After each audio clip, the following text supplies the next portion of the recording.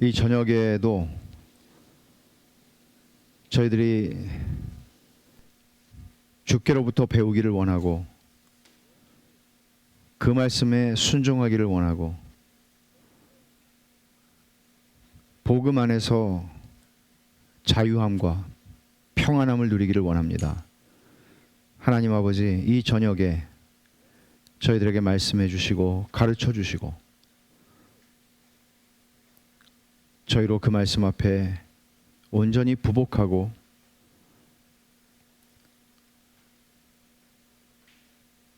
진리를 알지니 진리가 너희를 자유케 한다고 하신 그 말씀대로 그 자유를 깊이 누리는 복된 시간이 되게 해 주시옵소서. 예수님의 이름으로 기도하옵나이다. 아멘. 오늘 그리스도의 삼중직을 공부합니다. 그리스도의 삼중직이라고 하는 말을 보통 어떤 분들은 교회 생활을 하면서도 못 들어보시는 분들이 있을 수 있어요. 근데 기독교는 기독교라고 할 때 기독은 그리스도를 가리키는 말이잖아요. 한자로. 그리스도교라는 거를 한자로 기독교라고 한 거잖아요. 우리가 예수를 믿는다고 말하잖아요. 근데 예수를 믿는다고 할 때 예수님이 어떤 분이신지를 안다는 것, 이것은 절대적으로 중요한 것이고, 우리가 예수 그리스도를 믿는다고 말할 때 예수 그리스도가 어떤 분이신지를 깊게 아는 만큼 우리는 우리의 믿음도 자라갈 수 있고 그 믿음 안에서 우리는 은혜를 누릴 수 있는 것입니다. 그래서 오늘 우리는 그리스도의 삼중직에 대해서 공부를 할 텐데, 그리스도의 삼중직은 이렇습니다. 무엇을 삼중직이라고 얘기하나 하면 처음에는 선지자입니다. 그리스도께서는 참된 선지자십니다. 구약시대에 많은 선지자가 있었죠. 그렇지만 주님은 참된 선지자입니다. 비교할 수 없는 분입니다. 그리고 또 하나는 뭔가 하면 제사장입니다. 그리스도께서는 구약의 아론의 후예들로 이루어지는 제사장들이 있었죠. 그렇지만 그 모든 것들은 결국 그리스도를 가리키는 직분들이었습니다. 그래서 그리스도가 오신 다음에는 더 이상 제사장 직분이 필요가 없습니다. 어떤 사람들은 목사가 제사장이라고 생각하는 사람들이 있겠지만 절대로 그렇지 않고 종교개혁 때 모든 사람이 제사장이다, 우리 모두가 다 제사장이다 하는 것을 밝히 드러냈죠. 제사장입니다, 예수님께서. 그리고 마지막으로 예수님은 왕이십니다. 우리를 다스리십니다. 예수 나의 왕이여 라고 시편에서도 수없이 많이 고백하죠. 이 세 가지 직분이 구약시대에 다 있었던 직분들이죠. 이스라엘이라고 하는 나라 안에 선지자들을 하나님이 부지런히 보내셨고, 제사장은 언제나 있었고, 왕들이 언제나 있었습니다. 이 세 가지 직분이 공통되는 게 뭔가 하면 그들을 선지자로 세움을 받든 제사장으로 위임을 하던 왕으로 즉위를 하던 그들에게 공통적으로 기름을 부어서 그들을 그 직분으로 세웠습니다. 기름을 붓는다는 것은 하나님께서 그들을 인정하신다고 하는 것을 상징적으로 보여주는 것입니다. 일반적으로 다른 직업이나 다른 직분에서 기름을 붓지 않았습니다. 기름을 부어서 세우는 것은 선지자와 제사장과 왕이었습니다. 이 세 직분이 기름을 부어서 세우는 직분이어서 기름 부음을 받은 자, 영어로는 the anointed라고 하는 거죠. 기름을 부음을 받은 것, 그것을 히브리 말로는 메시아라고 얘기하고 헬라어 그리스어로는 그리스도, 영어로 크라이스트, 우리말 그리스도인 것입니다. 그래서 그리스도라고 하는 그 말의 원래 뜻은 뭔가 하면 기름 부음 받은 자, 메시아도 마찬가지죠. 히브리 말이죠. 그래서 기름 부음 받은 자로서 그리스도의 삼중직, 그러면 이미 이 그리스도라고 하는 말 안에 포함되어 있는 게 선지자, 제사장, 왕이에요. 그러면 선지자, 제사장, 왕이 그리스도라는 사실을 배울 수 있어요. 그럼 오늘 잘 배우면서 여러분이 계속 던져야 되는 질문은 뭔가 하면, 그래서 so what? 그래서 이걸 알면 뭐가 달라지는데, 우리는 어떤 말씀을 배울 때 항상 이 질문을 던져야 하는 것이죠. 이걸 배우면 어떤 유익이 있는데, 그것을 우리는 나중에 생각할 거예요. 자, 첫 번째 43문입니다. 그리스도께서는 선지자의 직분을 어떻게 행하십니까? 43문은 선지자 직분, 44문은 제사장 직분, 45문은 왕의 직분을 어떻게 행하십니까? 세 가지 질문을 오늘 다룰 텐데 43문의 대답을 한번 같이 천천히 읽어보죠. 그리스도께서는 자신의 교회를 교화하고 구원하시는 모든 일에 대한 하나님의 모든 뜻을 자신의 성령과 말씀으로 모든 시대의 교회들에게 여러 부분과 여러 모양으로 나타내심으로써 선지자의 직분을 행하십니다. 이 말을 하나하나 생각을 할 텐데요. 일단은 선지자라고 하는 직분에 대한 오해부터 풀고 시작을 하죠. 선지자를 우리는 영어로 우리말로 예언자라고도 표현하죠. 예언자라고 표현합니다. 그러면 예언자라고 하는 것, 선지자라고 하는 것은 선지란 것도 미리 안다는 의미가 있잖아요. 선이라는 말하고 지라는 게 미리 아는 사람. 근데 선지자라고 하는 말이 선지자의 직분이 본래 의미하는 것이 예언자냐 대언자냐 둘 다 있어요. 그렇지만 선지자들은 앞에 일어나게 될 일들을 미리 맞추는 점쟁이들 같은 역할만을 한 것이 아니었잖아요. 선지자들이 했던 가장 중요한 일은 뭔가 하면 미래의 일을 말할 수 있습니다. 그러나 미래의 일을 말한다 할지라도 그것은 하나님의 말씀을 대언한다는 뜻이죠. 하나님의 말씀을 전하는 존재들이었습니다. 그런 의미에서 선지자들이 가지는 일은 우리가 오해하지 말아야 되는 것은 미리 어떤 일이 일어날지 내년에 혹은 내 인생에 왜 어느 집회 가면은 예언의 은사를 받았다고 하는 사람들이 너는 어떤 사람하고 결혼해라. 너는 뭐 그런 거 가보셨어요? 저는 안 가봤는데 그런 얘기는 많이 들었어요. 그러면 그분들이 주로 너는 목사 사모가 되라. 너는 목사가 되라. 주로 이쪽이 많다고 하는 얘기를 들었어요. 모르겠어요. 하여간 그분들이 왜 저는 별로 그런 걸 인정하지 않으니까. 근데 여기서 얘기하는 거는 그런 걸 얘기하는 게 아니다. 하나님의 말씀을 전하는 거다. 예레미야 1장을 한번 찾아볼까요? 조금 자세히 이거를 좀 여러분들에게 설명을 드리고 싶은데 예레미야 1장을 보면 요즘에 우리가 예레미야를 읽기 시작했습니다. 예레미야 1장 9절을 보시면 여호와께서 그의 손을 내밀어 내 입에 대시며 예레미야를 부르시는 장면이에요. 선지자로 여호와께서 내게 이르시되 보라 내가 내 말을 네 입에 두었다. 내가 내 말을 네 입에 두었다. 이게 대언자라는 말이잖아요. 근데 2절을 보시면 여기 사실은 1장에 되게 반복해서 많이 나오는 말들이 있는데 2절 보세요. 아몬의 아들 유다 왕 요시야가 다스린 지 13년에 여호와의 말씀이 예레미야에게 임하였고 라고 얘기하죠. 여호와의 말씀이 예레미야에게 임하였고, 근데 이 임하였고라고 하는 이 단어는 마치 말씀이 하나님이 뚝 떨어져서 예레미야의 가슴속에 딱 들어온 것처럼 느껴지지만 이렇게 동작을 의미하는 단어가 아니에요. 이거는 영어의 비동사예요. 그러니까 뭐예요? 히브리 말로 하야라고 하는 말인데 있으라, 존재하다 이런 뜻이에요. 그럼 여러분 이 말은 여호와의 말씀이 예레미야 여기 2절 다시 보면 여호와의 말씀이 예레미야에게 임하였고라고 하는 말은 여호와의 말씀이 저기 있다가 예레미야에게 이렇게 옮겨지는 그런 장면이 아니라 여호와의 말씀이 예레미야 안에 존재했다 이런 얘기예요. 하나님이 그렇게 하셨다는 거죠. 그래서 이거는 이런 구절들은 사실은 굉장히 중요한 그 성경의 영감에 대해서도 되게 중요한, 그러니까 하나님의 말씀이 예레미야에게 있었고 예레미야가 그 말씀을 전했고 그 말씀이 기록된 것입니다. 선지자는 그런 존재예요. 그럼 언제 그리고 무엇을 위해서 그리스도께서 선지자 직분을 행하시는가 하는 것이죠. 이 대답에서 보면 자신의 교회를 교화하고 구원하시는 모든 이에 대한 모든 시대의 교회들에게라는 말이 있는데 이걸 설명합니다. 언제 예수님이 선지자 직분을 행하셨죠? 성육신 하셔서 하나님 말씀을 전하셨다? 아니요. 그 전부터 영원 전부터 계시는 말씀이기 때문에 그리스도는 태초에 말씀이 계시니라 요한복음 1장 1절에서 말하죠. 태초에 말씀이 계시니라 예수 그리스도를 가리켜서 사도 요한은 예수 그리스도를 말씀이라고 그분의 이름을 말씀이라고 소개를 하고 있어요. 그러니까 예수 그리스도는 본질적으로 하나님이 어떤 분이신지를 이 세상 속에 말씀으로써 드러내시는 분이에요. 그게 그분의 존재예요. 그래서 선지자 역할을 하신다는 것은 영원전부터 계시는 말씀이시기 때문에 그분이 구약시대에는 어떻게 하셨을까요? 당신의 영을 선지자들에게 보내셔서 선지자들로 하여금 당신의 말씀을 전하게 하셨습니다. 예레미야에게 한 것처럼. 그리고 성육신한 후에 공생애를 사시는 동안에는 직접 하나님의 말씀을 가르치심으로써 선포하심으로써 선지자직분을 행하셨죠.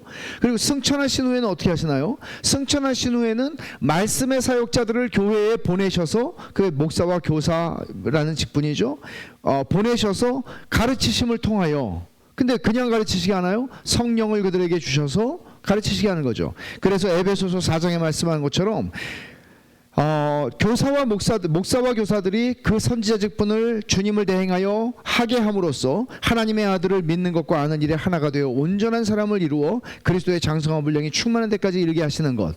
이게 예수님께서 지금도 백샬롬 교회 안에서, 그리고 모든 교회 안에서 선지자 직분을 하시기 때문에 우리가 진리 안에서 하나가 될 수 있는 것입니다. 어떻게 이게 가능하겠어요? 대한민국 사람이라고 해도 대한민국 사람들이 다 똑같지 않고 생각하는 게 다르고 자기가 가지고 있는 사상이 다르고 그렇게 다르잖아요. 한 집안의 형제들도 다르잖아요.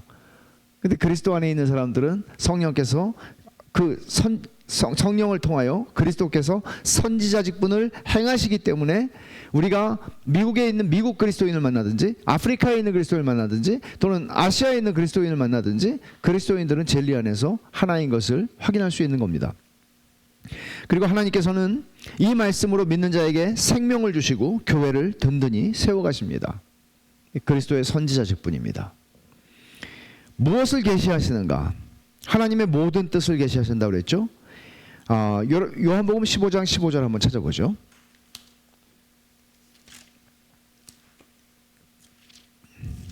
예수님께서 요한복음에선 아주 많이 말씀 반복해서 하시는 게 나를 보내신 이의 뜻을 행한다. 나의 보내신 이가 말씀한 것을 나는 너희에게 말한다.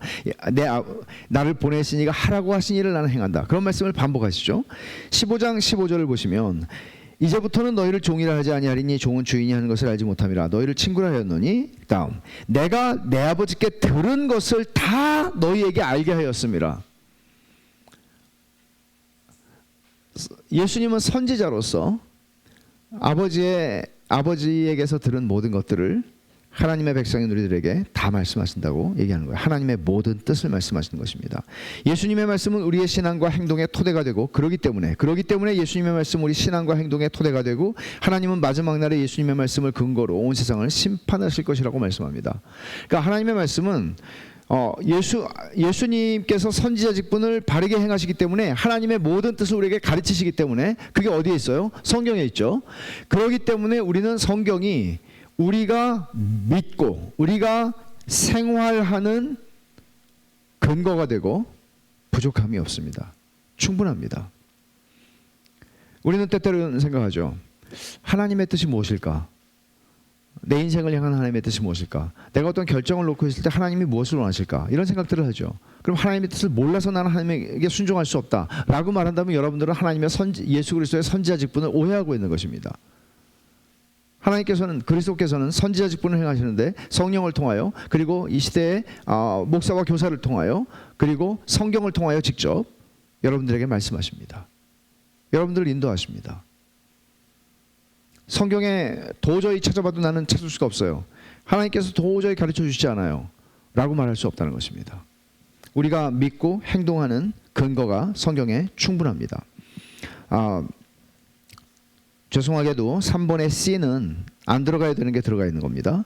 무시하시면 되겠습니다. 4번 무엇으로 계시하시는가? 이게 되게 중요하죠. 자신의 성령과 말씀으로 계시하시는데 그리스도께서 선지자 사역을 하시는데 두 가지로 사역을 하세요. 하나는 외적인 사역이고 하나는 내적인 선지자 사역이에요.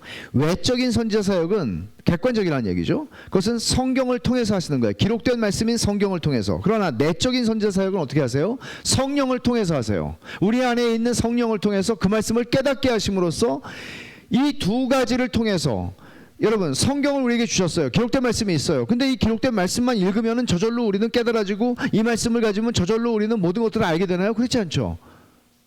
우리의 죄성은 그걸 제한하죠.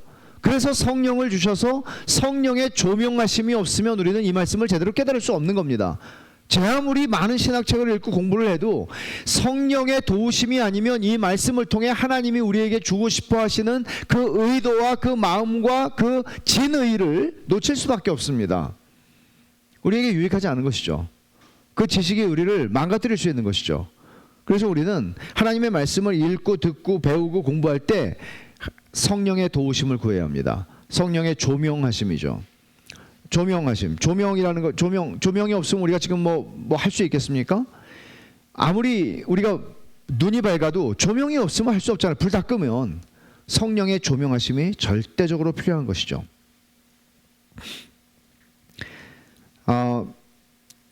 이게 이제 예수님께서 선지자 직분을 하신다는 거예요. 그 다음에 44문에 그리스도께서는 제사장의 직분을 어떻게 행하십니까? 같이 한번 읽어보겠습니다.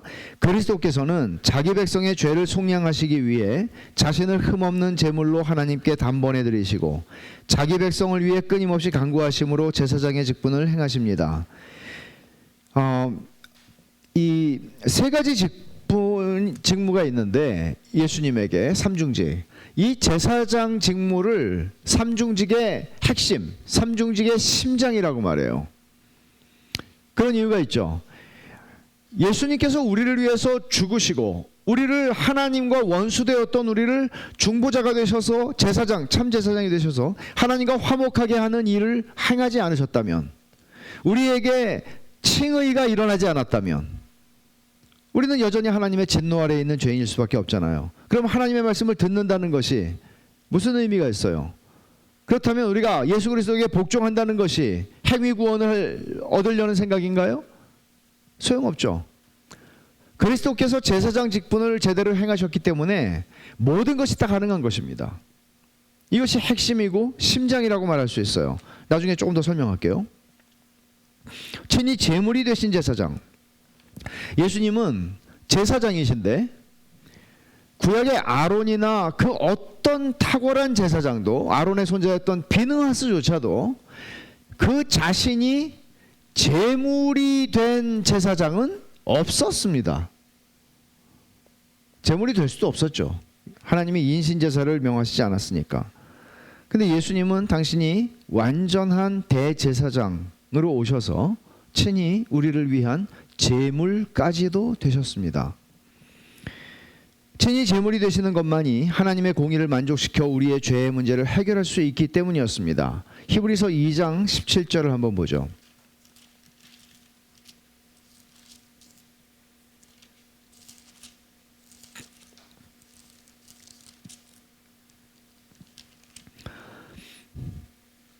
그러므로 그가 범사의 형제들과 같이 되심이 마땅하도다. 이는 하나님의 일에 자비하고 신실한 대제사장이 되어 백성의 죄를 속량하려 하심이라. 근데 백성의 죄를 속량하시는데 어떻게 속량할 수 있어요? 제물이 있어야 되잖아요.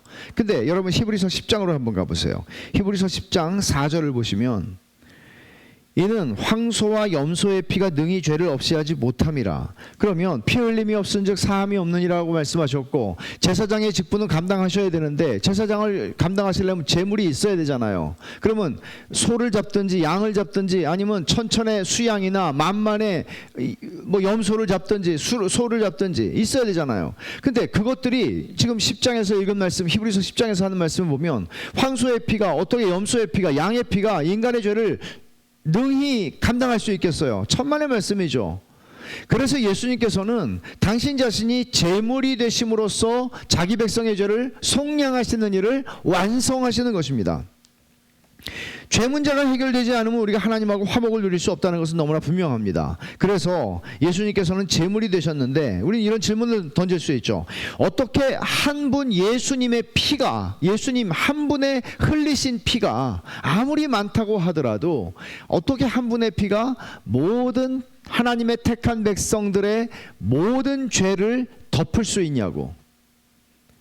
한 사람의 죄가 한 사람의 피 흘림이 한 사람의 죄를 덮을 수 있을지는 모르겠습니다.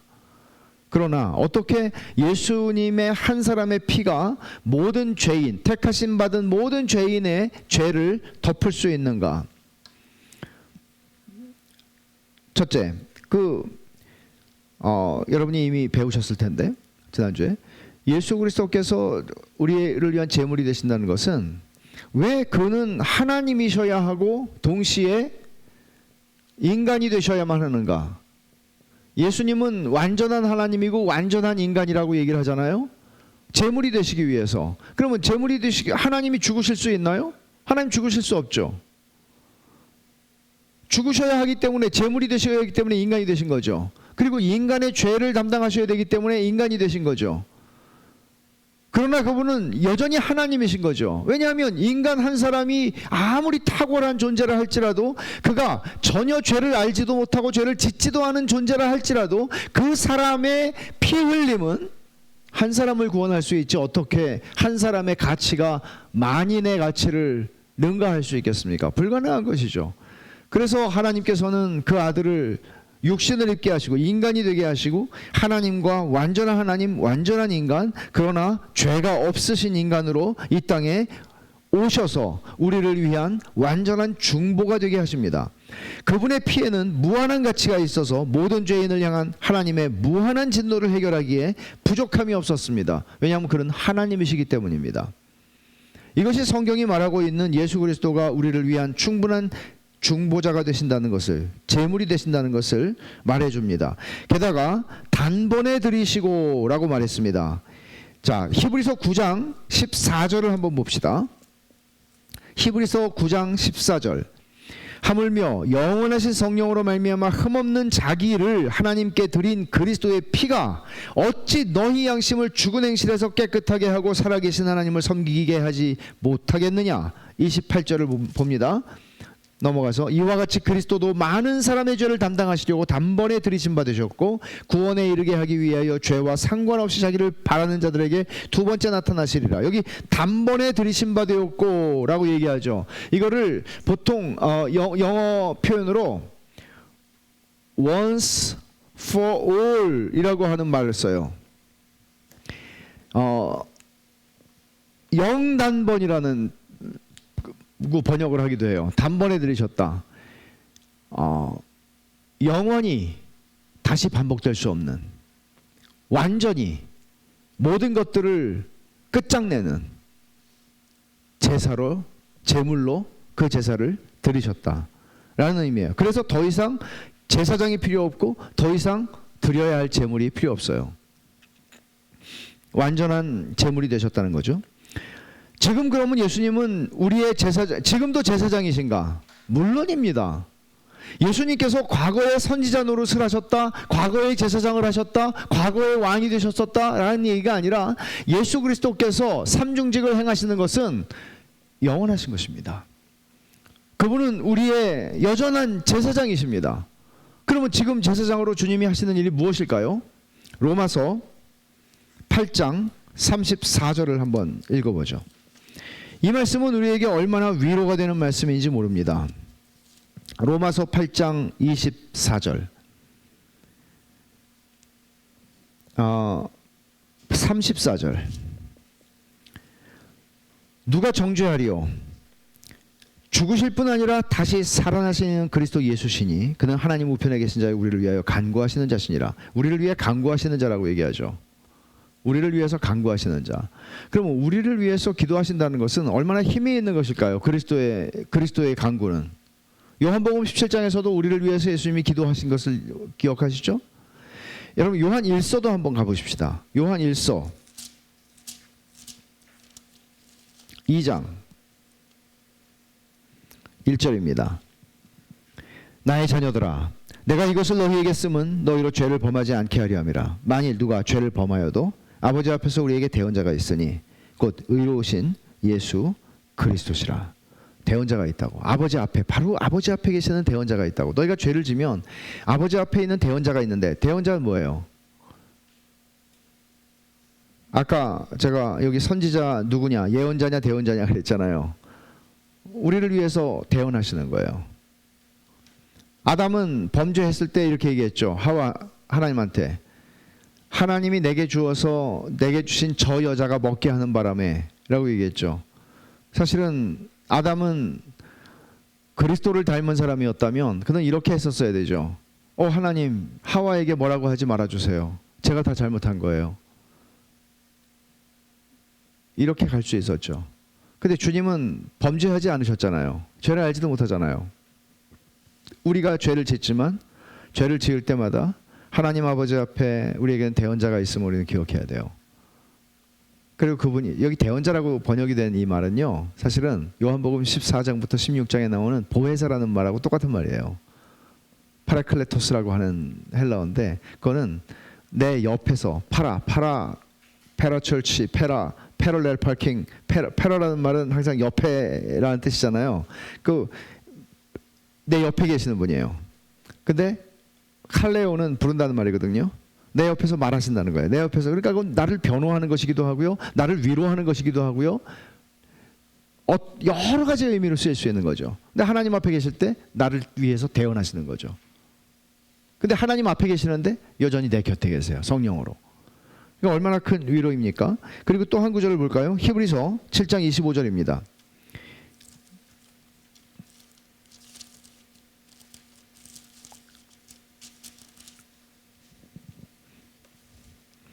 그러므로 자기를 힘입어 하나님께 나아가는 자들을 온전히 구원하실 수 있으니 이는 그가 항상 살아계셔서 그들을 위하여 간구하심이라.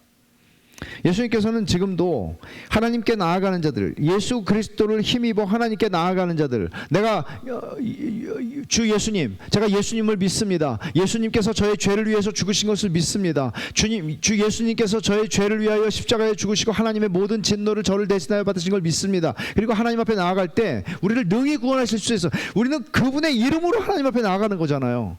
우리를 능히 구원하실 수 있어요. 우리가 어떤 형편에 있든지 요한일서에서 말한 것처럼 우리가 어떤 범죄를 하고 다시 넘어지고 다시 엎어지고 할 때에도 여전히 우리는 하나님 앞에 나갈 수 있어요. 누구의 이름으로? 우리의 제사장이신 예수님의 이름으로요. 제사장이 계신 거예요. 우리에게는. 얼마나 복된 일입니까? 중보를 하고 계세요. 근데 뭘 기도를 하시나 하면 요한복음 14장 16절 찾아봅시다. 핵심적인 것 두 가지가 있어요. 요한복음 14장 16절이에요. 내가 아버지께 구하겠으니 그가 또 다른 보혜사를 너에게 주사 영원토록 너희와 함께 있게 하리니. 그래서 보혜사가 성령께서 오셨어요. 사도행전에 오셨어요. 그러면 그 성령께서 영원토록 너희와 함께 있게 하리니, 성령을 보내셔서 너희와 함께 계시며 그분이 보혜사가 되셔서 너희들 옆에 계시고 항상 너희들 안에 계시고, 그러면서 너희를 위해서 기도하시고, 너희가 무엇을 기도해야 할지 알지 못할 때, 요한복음 8장에서도 그 말씀하죠. 우리가 연약하여 무엇을 구해야 할지 못할 때 성령께서 탄식함으로 기도하신단 말이에요. 제사장이신 예수님만이 아니라 성령을 보내셔서 그 성령께서 동일하게 예수님도 보혜사로서, 성령님도 보혜사로서 우리 옆에서 우리를 위해서 간구하세요. 근데 예수님이 하시는 것은 우리에게 성령을 주시는 것이에요. 두 번째, 요한복음 17장 24절이에요. 이 요한복음 17장 전체가 예수님이 십자가를 지시기 전에 제자들을 위해서 그리고 믿을 우리들을 위해서 기도하신 내용이죠. 17장 24절 보세요. 아버지여, 내게 주신 자도 나 있는 곳에 나와 함께 있어. 내게 주신 자가 누구예요? 택한 백성들이죠. 그들을 위해 예수님이 죽으셨죠. 아버지여, 내게 주신 자도 나 있는 곳에 나와 함께 있어. 아버지께서 창세전부터 나를 사랑하심으로 내게 주신 내 영광을 그들로 보게 하시기를 원합니다. 예수님의 영광을 보는 거예요. 조나단 에드워즈는 예수님의 아름다우심을 본다고 표현했죠. 하나님의 아름다우심을 보는 거예요. 그리고 그분에게 매료되는 거예요. 그분을 가장 사랑하는 거예요. 그분 앞에서 다른 모든 가치들이 다 무가치하게 여겨질 만큼 그리스도를 인정하는 거예요. 그 눈을 열어달라고 주님이 기도하시는 거예요. 이 눈이 열리지 않으면 우리 어떻게 하겠어요? 세상의 가치들을, 헛된 가치들을 추구하고 살겠죠. 우리 인생을 낭비하면서. 예수님께서 이렇게 기도를 하신다는 것은, 여러분, 우리 마음이 얼마나 냉담할 때가 많고요, 우리 마음이 얼마나 냉담하다 못해 정말 차디찬 그 얼음장 같은 그런 모습이 될 때가 얼마나 많습니까, 우리 마음이. 근데 그것은 주님 저를 회복시켜 주세요 라고 기도하는 것도 있지만 사실은 회개를 통해서 하나님 앞에 나가야 하는 것입니다. 왜냐하면 우리가 그렇게 얼음장같이 차가워지는 데에는 이유가 있거든요. 우리는 단순히 주님 좀 뜨거워지고 싶어요, 그렇게 얘기할 수 있어요. 근데 그냥 뜨거워지는 게 아니고요, 왜 내가 차가워졌는지를 생각해야 돼요. 이유가 있거든요. 생각해야 돼요. 그리고 우리는 다시 주님을 더 사랑할 수 있도록 성령께서 우리 안에서 그 일을 하시는 거죠.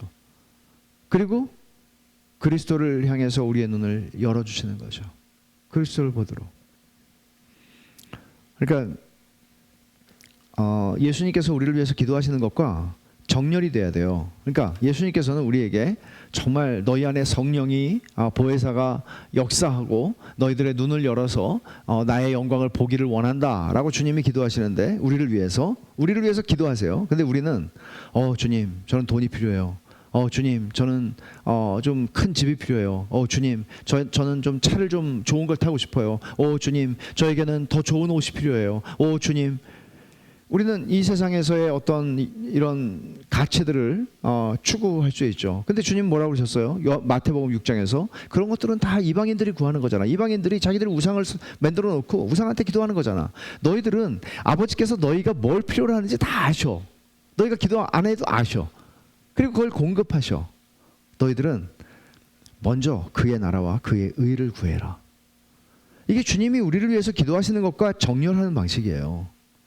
그럼 우리는 열심히 기도하는 것도 중요하지만 주님이 나를 위해서 기도하시는 나를 향하신 주님의 마음을, 제사장의 마음을 이해하고 그렇게 기도하는 것, 얼마나 기도가 그리스도가 나를 위해 기도하시는 것, 성령이 탄식하며 나를 위해 기도하시는 것과 나의 기도가 정렬이 되면 그 기도는 얼마나 파워풀하겠어요. 그리고 그럴 때 우리는 이렇게 표현할 수 있을지 모릅니다. 전기가 오는 거예요. 전기가 오는 거예요. 그때 우리 마음은 스파크가 일어나고 회복되고 뜨거워지는 거예요. 여러분 아무리 사랑하는 사람하고 같이 있어도요 서로 딴소리만 계속 하잖아요. 그럼 어떻게 되겠어요? 짜증나죠. 아무리 사랑하는 사람하고 있는데 계속 딴소리만 하는 거예요. 말귀를 못 알아듣고 서로 자기 얘기만 하는 거예요. 그럼 어떻게 마음이 뜨뜻해지고 막 사랑하는 마음이 속에서 흘러나오겠어요. 근데 말도 안 했는데 제 아내가 말을 딱 하는데 내 마음속에 있는 걸 읽고 얘기를 하는 거예요. 세상에 뜨거워지죠 가슴이. 사람과 사람 사이에서도 그런 거예요. 하나님 앞에서도 마찬가지예요. 계속 여러분들이 그러니까 저는 신앙생활하면서 정말 그 이 고집이 죄성하고 깊이 연결되어 있거든요. 그러니까 이 고집은요 죄성의 뿌리를 엄청나게 내리고 있는 거예요. 이 고집은. 그러니까 이 고집을 꺾지 않고, 그러니까 주님이 자기를 부인하고 십자가를 지고 날 쫓아오라고 할 때 사실은 자기를 부인한다는 거는 나를 꺾는 거거든요. 근데 자기 부인을 하지 않고 10년, 20년, 30년 그 이상 소위 신앙생활 할 수 있어요. 자기 부인하지 않고. 그렇게 되면 그 사람이 정말 믿는 사람인지 아닌지 알 수 없어요. 자기 부인. 그렇게 주님을 따라가는 거예요. 이 어디로 연결되냐면 왕이신 예수 그리스도의 사역으로 연결되는데, 자 봅시다. 45문 그리스도께서 왕의 직분을 어떻게 행하시는가. 같이 좀 이 부분은 좀 길어요. 같이 한번 읽죠. 그리스도께서는 왕의 직분을 다음과 같이 행하십니다. 그리스도께서는 세상에서 자기 백성을 자신에게로 불러내시고 그들에게 직분자들과 율법과 권징을 주심으로 누구나 보고 알 수 있게 자기 백성을 통치하십니다. 자기가 택하신 자들에게 구원의 은혜를 베푸시고 그들의 순종에는 상을 주시며 그들의 죄에는 징계를 내리셔서 바로잡으십니다. 또 그들이 받는 모든 시험과 고난에서 그들을 지키고 도우시며 그들의 모든 원수를 제어하고 정복하시며 자신의 영광과 자기 백성의 선을 위해 모든 것을 다스리십니다. 그리고 하나님을 모르고 우리 주 예수의 복음에 복종하지 않는 다른 사람들에게는 원수를 갚으십니다. 자, 굉장히 긴 내용인데요.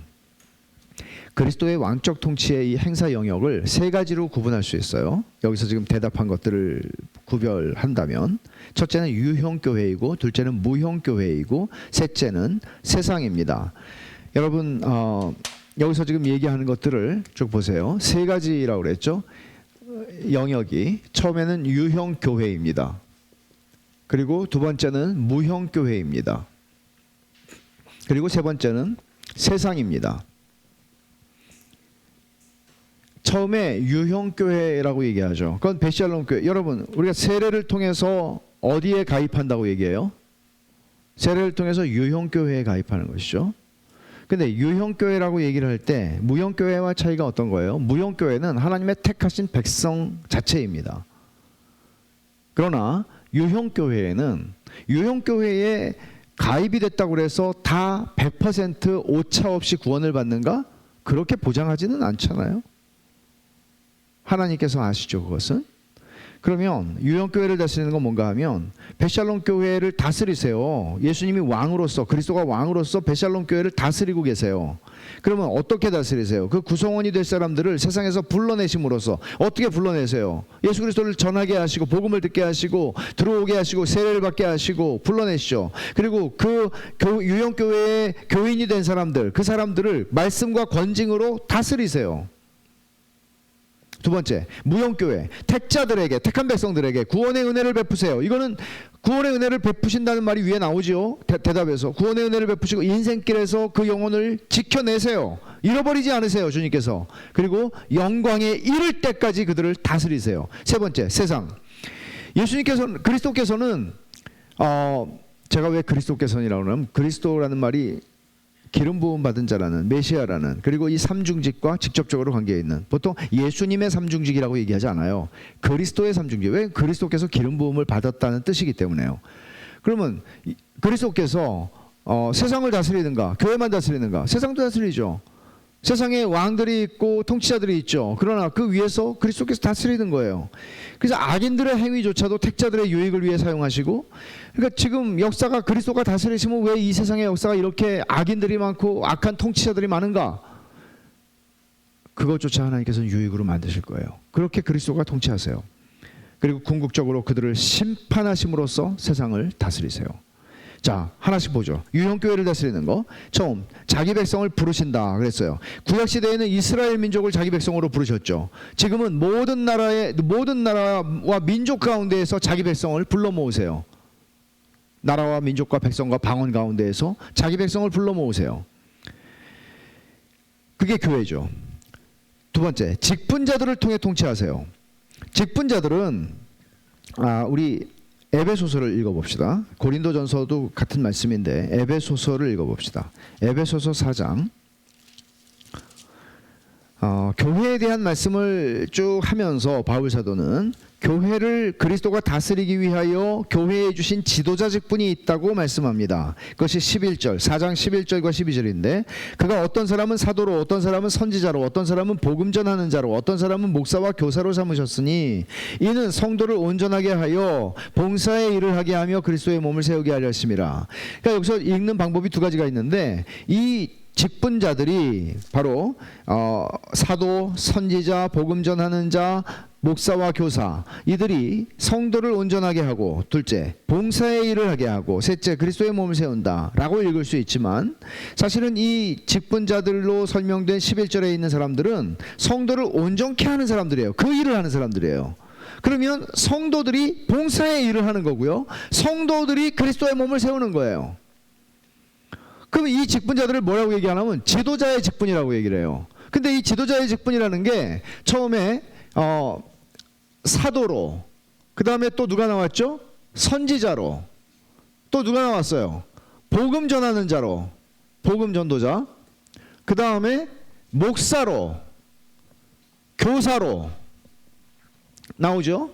근데 여기 사실 목사와 교사는 헬라어를 보면은 이게 연결되어 있는 개념 같아요. 그래서 목사 교사라고 읽을 수 있어요. 말씀 봉사의 직분이죠. 그러면 여러분, 사도가 지금 있습니까 없습니까? 없습니다. 사도들은 예수 그리스도와 함께 있었던 그 사람들이죠. 성경을 쓴 사람들이죠. 둘째, 선지자 있습니까 없습니까? 없습니다. 지금도 어떤 집회 같은 거 보면은 무슨 뭐 선지자가 뭐 이런 얘기들을 하는데 그런 거는 죄다 이단이거나 이단적입니다. 죄다. 그리고 복음 전도자라고 하는 것도 지금 복음 전하는 사람들 얘기하는 게 아니에요. 이거는 특별하게 하나님께서 그 성경이 쓰여지던 시대에 복음의 사역자들로 부르셨던 사람들이에요. 그러면 지금 교회에 있는 거는 목사 교사들이죠. 목사 교사들이죠. 특별히 이제 칼빈 같은 분들은 제네바에서 목회를 할 때 이 교사라고 하는 거 구변해서 얘기할 때는 목사는 교회 강단에서 말씀을 전하며 회중들에게 가르치는 사람들이고 교사는 신학자들을 가르쳤어요. 의미한다고 봤어요. 신학자들. 그래서 신학자들이 교회가 잘못된 교리로 빠지지 않도록 가르치는 역할을 한다는 거죠. 여튼 이런 지도자 직분을 하나님께서 주셔서 그들을 통해서 교회를 다스리고 계세요. 왕으로서. 그러면 구약시대에는 어떻게 했어요? 구약시대에 선지자도 있었고 왕도 있었죠. 실제 왕이 있었잖아요. 구약시대에는 이스라엘 백성 가운데. 근데 그 왕들을 뭐라고 불렀나 하면 보통 목자라고 불렀어요. 한번 찾아보죠. 에스겔 34장.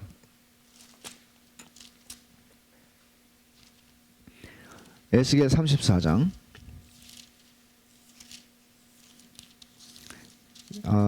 1절부터 몇 절을 제가 한번 읽어볼게요. 여호와의 말씀이 내게 임하여 이르시되 인자야 너는 이스라엘 목자들에게 예언하라. 그들 곧 목자들에게 예언하여 이르기를 주 여호와께서 이같이 말씀하시되 자기만 먹는 이스라엘 목자들은 화했을진저 목자들이 양떼를 먹이는 것이 마땅하지 아니하냐. 여기서 지금 목자들은 물론 지도자들을 다 가리킬 수도 있어요. 이스라엘 백성들의. 근데 왕들을 주로 가리키는 말이에요. 너희가 살찐 양을 잡아 그 기름을 먹으며 그 털을 입되 양떼는 먹이지 아니하는도다. 너희가 그 연약한 자를 강하게 아니하며 병든 자를 고치지 아니하며 상한 자를 싸매주지 아니하며 쫓기는 자를 돌아오게 하지 아니하며 잃어버린 자를 찾지 아니하고 다만 포악으로 그들을 다스렸도다. 목자가 없으므로 그것들이 흩어져서 모든 들짐승의 밥이 되었도다. 내 양떼가 모든 산과 높은 맷뿌리마다 유리되었고 내 양떼가 온 지면에 흩어졌을 때 찾고 찾는 자가 없었도다. 그러니까 왕들이 왕의 역할을 하지 않고 자기들이 호의호식하고 그냥 먹고 살았다는 얘기를 하는 것이죠. 하나님께서 책망하시는 거예요. 선지자를 보내서. 그러니까 직분자들을 통해서 통치하세요. 구약에도 왕들을 통해서 했어요. 근데 문제는 뭔가 하면 그 직분자들이 하나님의 그리스도 왕이신 그리스도의 뜻을 따라 통치하는 대행자들이잖아요. 자기 마음대로 하는 사람들 아니잖아요. 되게 중요한 권리죠. 세 번째, 율법을 통해서 통치하신다. 성도의 삶은 무법한 삶이 아니에요, 여러분. 내가 구원파 같은 사람들 얘기하는 건 우리 구원받았으니까 이제는 아무렇게나 살아도 된다. 천만의 말씀이죠. 그리스도가 왕이신데 어떻게 마음대로 살아요? 그리스도께서 무엇으로 우리를 통치하세요? 하나님의 법으로, 율법으로, 성경으로 우리를 통치하시죠. 성경을 보면 율법에서 우리는 칼빈이 얘기하는 제3의 용법이라는 게 있죠. 율법의 구약시대에 우리 집 소가 옆에 소를 받아 죽이면 어떻게 하라. 소를 안 기르는데 나하고 그 말씀이 무슨 상관이에요? 그렇지만 그 모든 말씀들을 통해서 우리는 이웃과 이웃 사이에 분쟁이 생겼을 때 하나님이 어떤 원리로 해결하기를 원하시는가. 하나님의 성품이 하나님의 그 뜻이 기뻐하시는 뜻이 어떤 것인지를 우리는 보게 돼요. 그리고 그걸 적용할 수 있어요.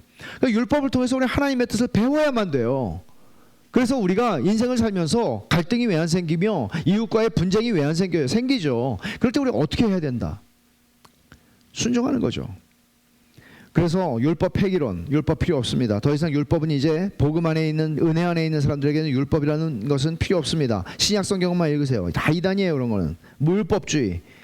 신약 성경 서신서에도 주님의 말씀에도 하라는 말씀이 얼마나 많아요.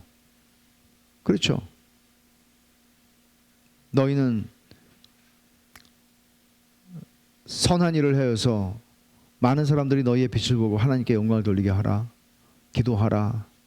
사랑하라. 얼마나 많아요. 우리는 이 그리스도의 말씀 아래 살아가는 백성들입니다. 만약에 예수님의 요한일서 2장 4절에 무서운 말씀이 있죠. 요한일서 2장 4절.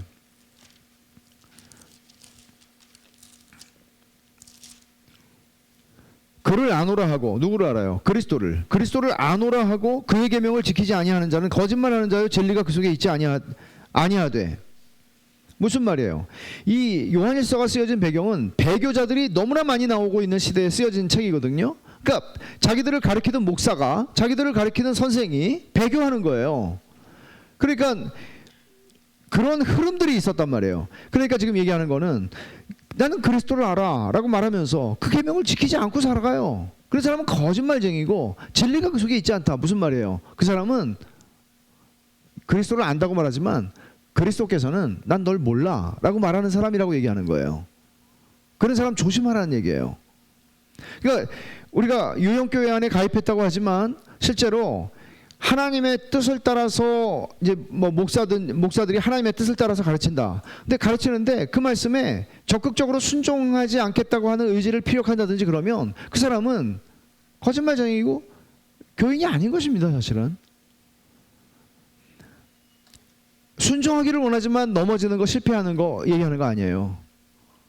예를 들어서 이런 거예요. 여러분, 정말 우리는 우리의 자녀들을 말씀으로 양육해야 합니다. 그러면 부족하죠. 내가 부족하다는 걸 느끼지 않는 부모는 세상에 없어요. 다 부족한 걸 느껴요, 부모들은. 근데 난 안 해. 그럴 수 없는 거죠. 그러면 말씀대로예요. 여러분, 그리스도께서 말씀을 통해서 우리를 왕으로 통치하신다는 사실을 가볍게 여기시면 안 돼요.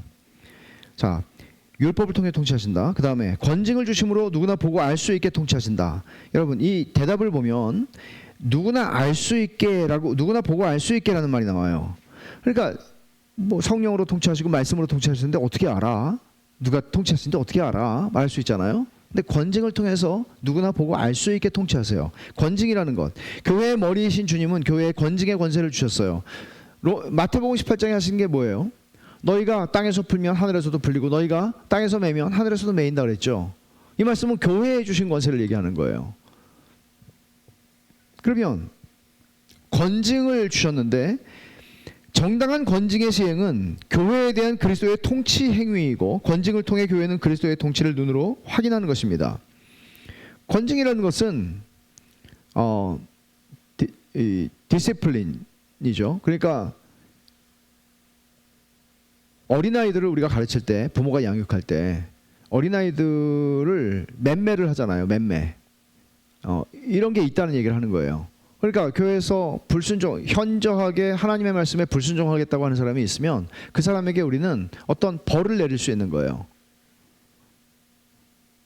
그것이 통하지 않을 때에는 끝내 교회에서 내보내는 것이죠. 근데 오늘날 권징이 있습니까? 없죠. 권징은 미워서 하는 게 아닙니다. 권징은 괘씸해서 하는 게 아니에요. 권징은 회복시키는 게 목적입니다. 여러분, 자식에게 매를 대는 부모가 자식이 이 매를 맞고 제발 나가서 돌아오지 않기를 바라는 심정으로 자식에게 매를 대는 부모 세상에 어디 있습니까? 말도 안 되죠. 부모도 아니죠. 잘하도록, 돌이키도록. 근데 문제는 뭔가 하면 오늘날 권징이 없어지는 것은 여러 가지 이유가 있죠. 이거 1시간, 2시간 해도 모자랄 정도로 많은 얘기가 있는데, 갈 교회가 없나? 이렇게 생각하는 거죠. 갈 교회가 없나? 그리고 순종하려고 하지 않습니다. 그럼에도 불구하고 권징을 해야 합니다. 예를 들어서요, 제가 떠오르는 얘기가 있어서 너무나 큰 사건이죠. 전병욱이라고 하는 목사가 우리 교단에 있는 목사였는데 유명했죠. 근데 그 목사가 여자들을 많이 성추행, 폭행을 했습니다. 밝혀졌습니다. 그러나 교단에서는 그 사람을 감싸고 돌았습니다. 그 사람 지금 홍대 앞에서 개척해서 아마 거기도 1000명 가까이 될 거예요. 그러면 누구나 보고 알 수가 없죠. 그리스도가 통치하시는 것을. 세상이 봐도 야, 저것들 정말 개판이구나. 별짓을 다 해도 가재는 개편이라고 감싸고 노는구나. 부끄러운 일이죠. 교회가 권징을 하면 세상이 교회를 함부로 대할 수 없어요. 세상에 정치를 하는 정당에서도 권징이 있잖아요. 교회는 그만도 못한 것이죠. 그리스도는 권징을 통해서 교회를 통치하세요. 권징이 없어지면 어떤 결과가 일어날까요? 고린도전서 5장 6절 한번 찾아봅시다.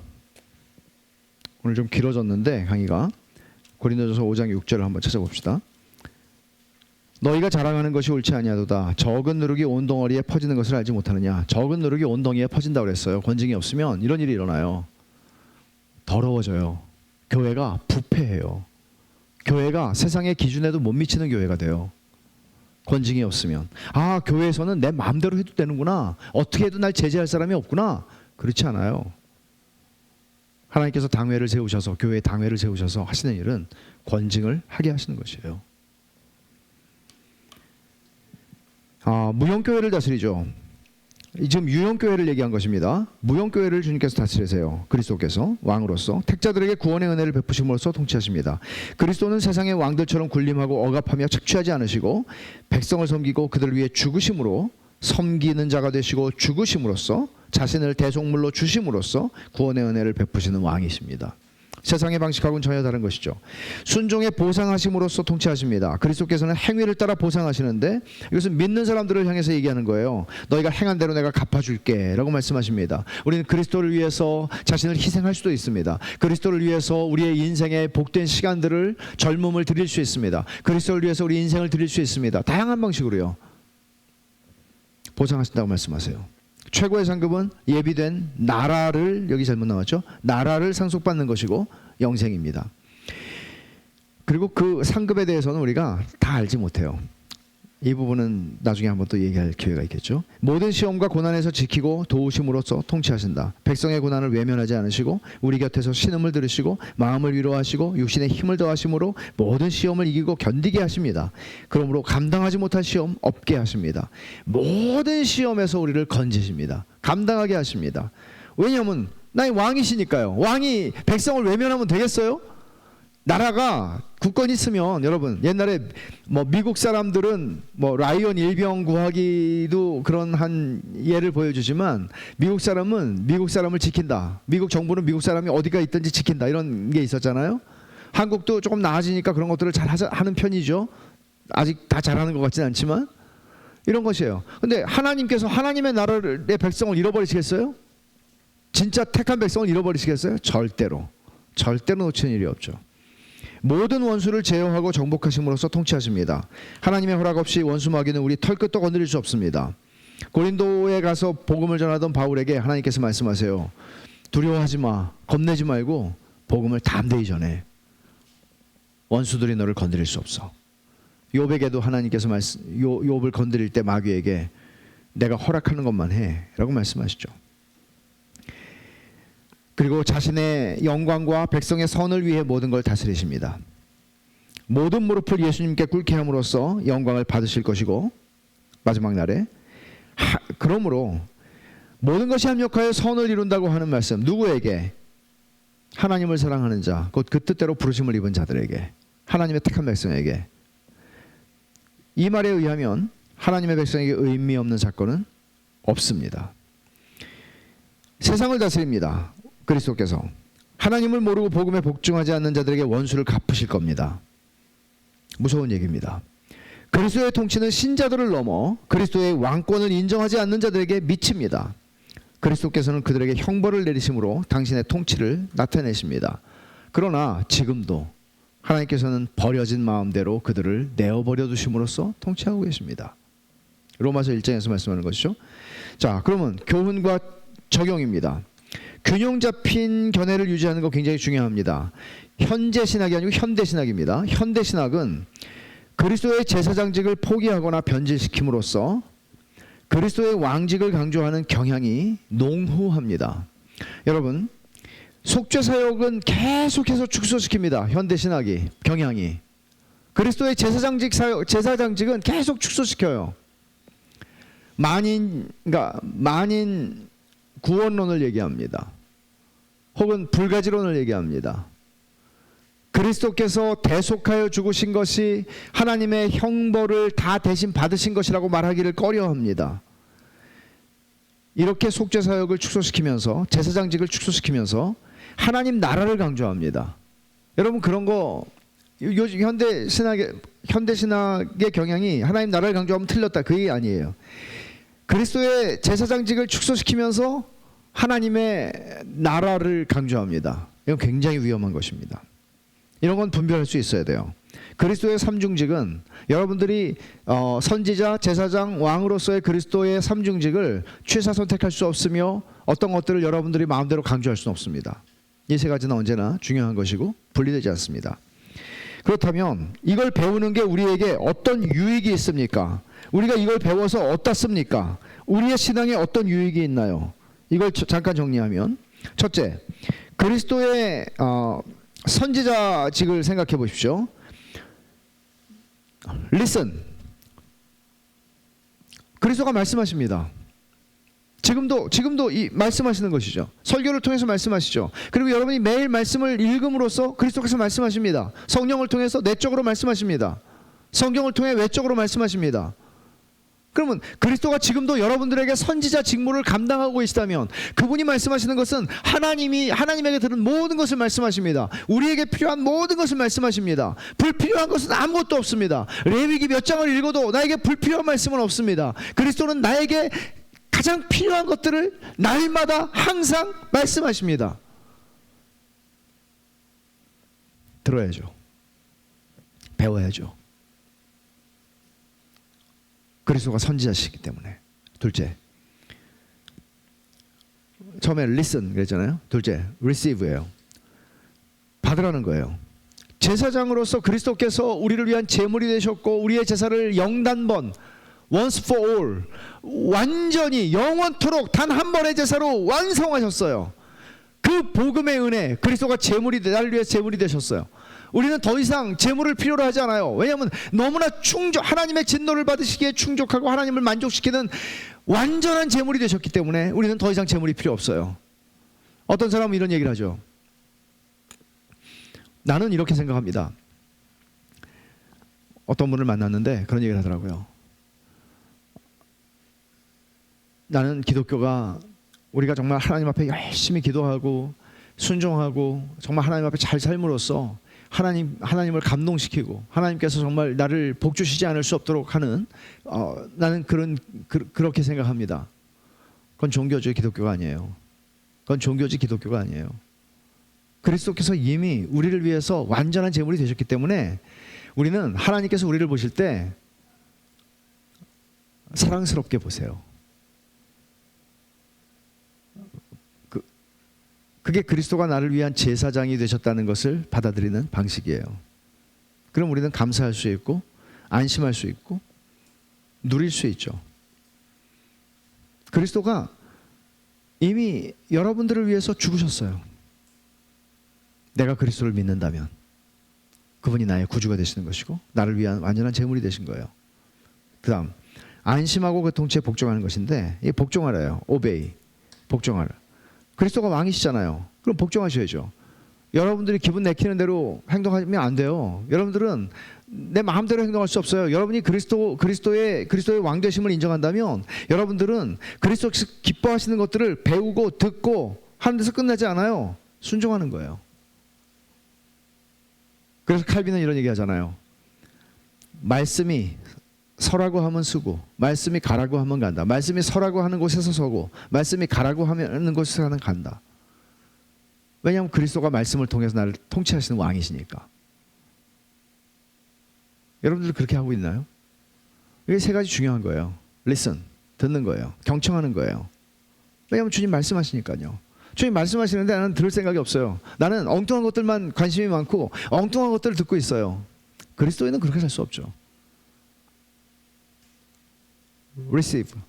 그리스도께서 우리를 위해서 행하신 모든 일들을 받아들이는 거예요. 받아들이는 거예요. 그럼 감사하죠. 편안하죠. 너무나 감사하죠. 내가 하나님을 기쁘시게 하기 위해서 하나님을 감동시키기 위해서 내가 할 게 아무것도 없어요. 그건 종교예요. 복음은 다 이루었다. 그리고 마지막으로 obey. 순종하는 거예요. 주님이 원하시는 인생을 사는 거예요. 주님이 말씀하시는 대로 순종하는 거예요. 그리스도의 삼중직을 여러분 가만히 생각해 보세요. 그리고 이 세 가지를 생각하세요. Listen, receive, obey. 예수를 믿는 삶이에요, 이게. 기도합시다. 질문이 있는데요. 이게 다음 주에 제가 할게요. 다음 주에 할게요. 시간이 이제 9시가 돼가지고 기도하고 마치고 우리 기도회를 좀 이어서 유튜브는 마치고 기도회를 여기서 좀 하도록 하겠습니다. 같이 한번 기도하십시다.